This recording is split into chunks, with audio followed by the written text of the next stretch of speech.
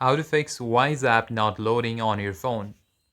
Wise will display a black screen or refuse to load if your screen is being broadcasted.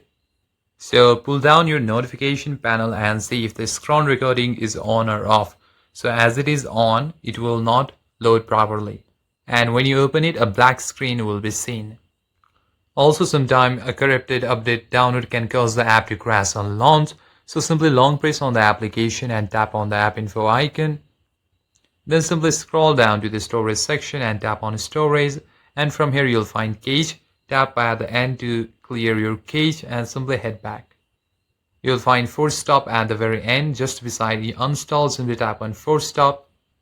Also, if you are using a VPN, simply turn it off because Wise might flag a system VPN IP address as an unauthorized login attempt and block access.